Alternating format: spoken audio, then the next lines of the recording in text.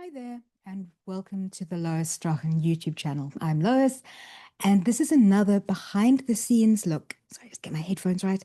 Behind the scenes look at the writing of one of my published works. That is, in this case, the book Pause for Thought, Seeing the World Through the Eyes of a Guide Dog, which was the memoir of my beloved third guide dog, Fiji, who was a yellow Labrador crossed with a golden retriever. As I've said in the previous videos, Fiji and I worked together from February 2016 right the way through to October 2023.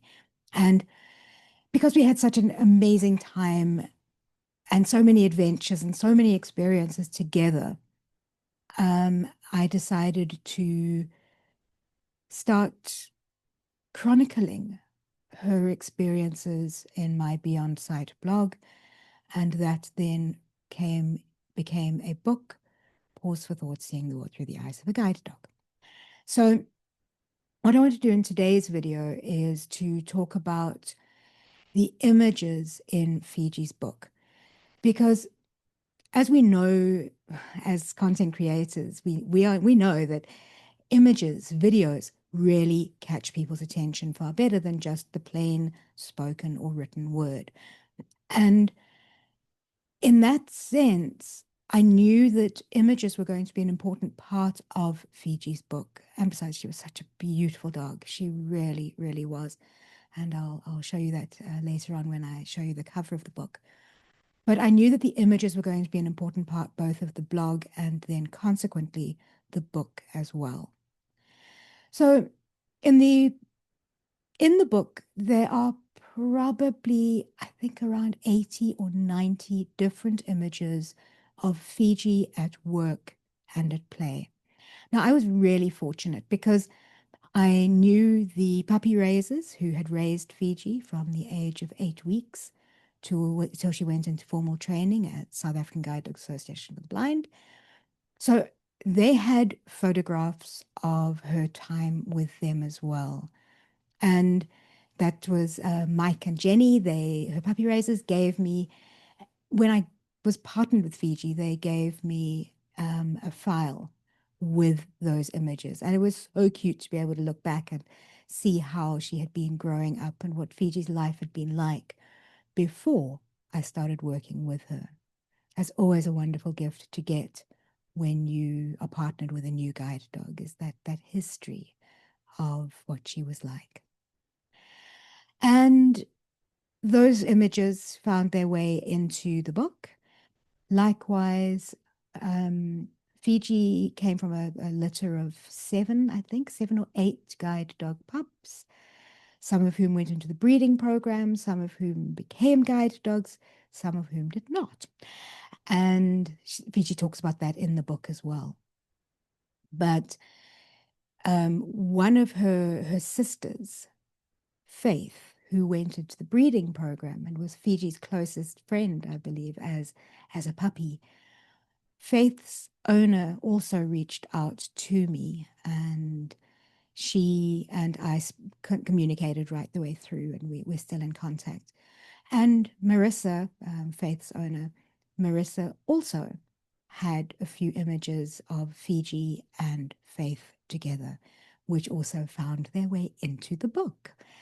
So, and then of course there were so many images that my husband captured of Fiji's life with us, and images of her working, images of her playing. It's just a wealth of visual history as well. And of course, I wanted those to go into the book. So before I started writing the second edition of Pause for Thought, I started really thinking about the concept of accessibility. This is a book about a guide dog working with someone who is blind. And I wanted that book to be as accessible to others who are blind or visually impaired as I possibly could. Now, the text was simple because reading ebooks, Kindles, and things like that are able to be read without too much problems. using assistive technology and a screen reader, which is an app that turns what you see on the screen into an audible audio format.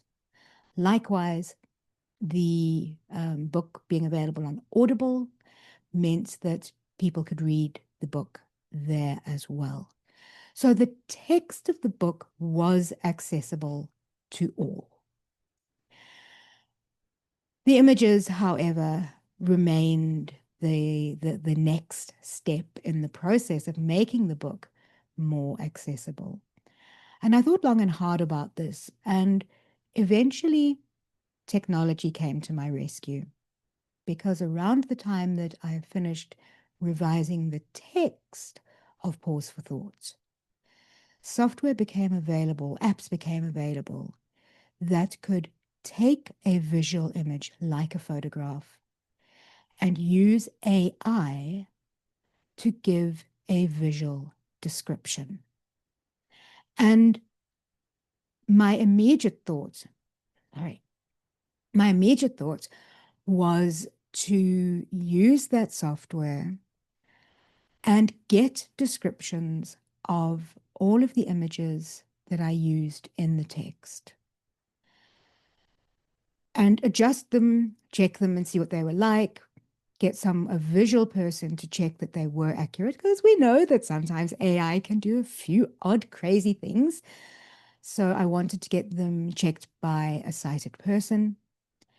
And from there, include those in the book, which then raised the question of how to include them in such a way that they made most sense. Because I could include them at the end of the text, which would mean that while they interrupted the flow of the reading of the text with the least amount of impact, there would just be an annexure at the end. The problem with that for me was that for someone like myself who is visually impaired, there wouldn't really be context. And it would just be a long line of, or long text of image of this, image of this, image of that. And that would be confusing and it would be frustrating. Equally, for people with low vision who are able to access the images to a degree, but might need a little bit of help on the detail of what they're seeing, I wanted the image descriptions to be as close to the images as possible. Now, the downside of that, of course, as I said, is that it will interrupt the flow of the book. But I reckon that a sighted person can just skip over that. They had the ability to do it, where a non-sighted person, a blind person or a visually impaired person, doesn't have that same luxury. So that's how I decided to ultimately include the image descriptions, was where the image is in the text, it has a caption of what the image is, and I had a lot of fun creating those captions as well. And then there is a 3 or 4 sentence description of what the image contains. And those are what are included in the second edition of the book. And also they are included in the audio version. Now there's another reason for doing it, because the audio version of the book, you cannot see the images. And I suppose I should have made a photo album available on my website to include the images separate from the book, and then say to people on the audio version, well, there they are if you want to see them. And maybe I will still do that. I'm only thinking about it now. And but ultimately the descriptions are there. And it feels right to me that as a blind writer, but also as a blind reader, I want all aspects of books to be accessible to as many people as possible. So yeah, that was really the reason why I included the descriptions in the book. So the book, second edition of Paws for Thought, was released in January 2025. And let me just show you the cover of the book. There we go. And yes, there is an audio description or an image description of the cover included in the book as well. But it is ultimately the image of a yellow Labrador with very pale blonde fur. She's looking slightly to her left, and it's almost, she looks as if she's smiling. As dogs, she's attentive, she's focused. It is on a sand-colored background. On the top is the writing Pause for Thought, seeing the world through the eyes of a guide dog. And then the author's name, Lois Strachan. And that's really what's on the cover. So if you would like to see how I've included those image descriptions, if you are an author who would very much like to make your content more accessible and would like to see how I did it, it's, get a copy of the book, have a look at it. It is available through my website, loisstrachan.com. That's LOISSTRACHAN.com. It's available on Amazon as an ebook and as a print book, and it's also available on Audible as an audio book. So thank you for listening and watching this video, and as I explained how I included the images in the second edition of Pause for Thought. If you enjoyed this video, please like or share it. If you've got any questions, please drop them in the comments. I would love to be able to provide more clarity or expand on any questions that you have.